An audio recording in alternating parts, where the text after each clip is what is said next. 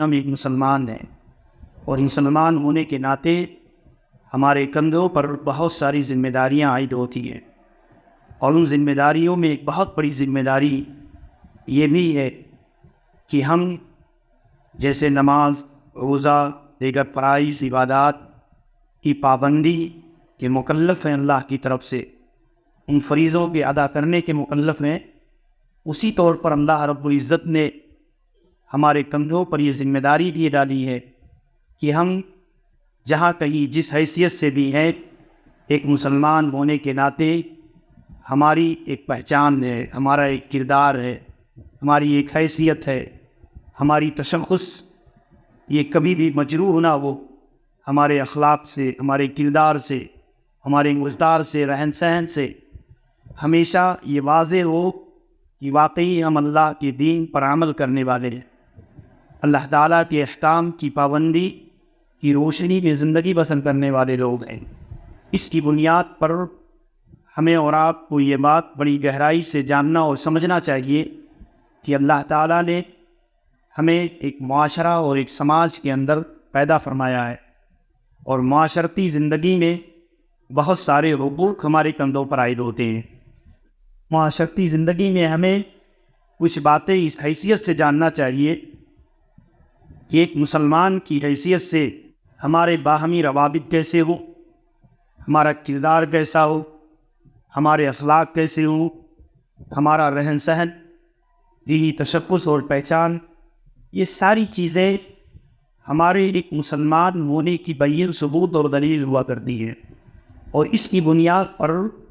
اسلامی معاشرت کا ہم اور آپ ایک حصہ ہے، اور یہ حصہ ہونے کے ناطے ہمیں اپنی شخصیتوں کو، اپنی ذات کو ہمیشہ اس کی تربیت کی فکر ہونی چاہیے، ہمیشہ اس بات کو مد نظر رکھنا چاہیے کہ ایک مسلمان کی پہچان کس حیثیت سے ہو سماج کے اندر، اس کا کردار کیسا ہو۔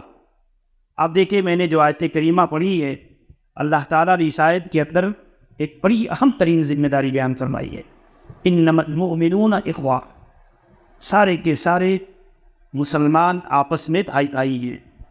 انما المؤمنون اخوہ، مومن آپس میں بھائی بھائی ہیں، اور فَأَصْلِحُوا بَيْنَ أَخَوَيْكُمْ، اگر کبھی کوئی ناچاکی، کوئی نااتفاقی، کوئی اختلاف، کوئی انتشار ہو جائے، تم ایک دوسرے کی صلح و مصالحت کرا دیا کرو، ایک دوسرے کے درمیان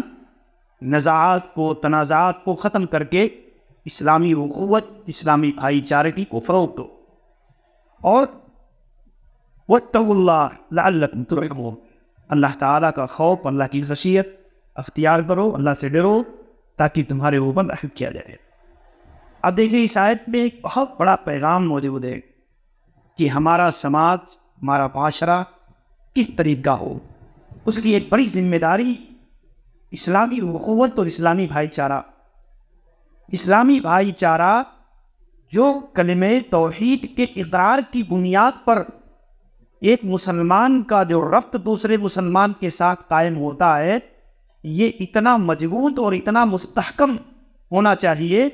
کہ اس تعلق کی بنیاد پر ایک دوسرا مسلمان کلمہ کو شریک، وہ ہمارا بھائی، اور اس کا رشتہ ہمارے ساتھ ہمارے خونی رشتوں سے بھی بڑھ کر ہے، ہمارے خونی رشتہ سے بھی زیادہ اس کی تقدس، اس کی حرمت، اس کی عظمت، اس کی بزرگی برقرار ہے۔ اسی لیے آپ دیکھیں، اگر ایک شخص ہمارا خونی رشتہ دار ہے لیکن کلمے کی وحدت نہیں ہے، وہ کلمے توحید کو نہیں مانتا، یعنی مسلمان نہیں ہے، اب اگر مسلمان نہیں ہے تو آپ دیکھیں، خون ایک ہونے کے باوجود وہ کیا ہے، وہ حقیقی بیٹا نہیں بن سکتا، حقیقت میں وہ حقیقی بیٹے ہونے کا درجہ نہیں پا سکتا، وہ حقیقی بھائی کا درجہ نہیں پا سکتا، حقیقی باپ کا درجہ نہیں پا سکتا۔ یہ اسلام نے اتنی بڑی عظمت اور اتنی بڑی اہمیت رکھی ہے اسلامی اخوت، اسلامی بھائی چارہ کی، اس کی بنیاد پر ہمیں اس کی گہرائی کو سمجھنا چاہیے کہ آج سماجی زندگی کے اندر یہ رشتے انتہائی کمزور ہو گئے، خود غرضی کی بنیاد پر، انانیت کی بنیاد پر، ذاتی مفاد کی بنیاد پر ایک آدمی اپنے بھائی سے تعلق اور رشتہ قائم کرنے میں انتہائی کمزور واقع ہوتے چلا جا رہا ہے۔ اسلامی اخوت کے جو دائرے ہیں، جو اس کی چار دیواریاں ہیں، وہ دن بدن کمزور ہوتی چلی جا رہی ہیں۔ اس کی بنیاد پر ہمیں یہ بات سمجھنے کی ہے کہ اللہ تعالیٰ کی طرف سے ہمارے کندھوں پر یہ بہت بڑی اخلاقی ذمہ داری بنتی ہے کہ ہم اسلامی اخوت کے دائروں کو سمجھیں۔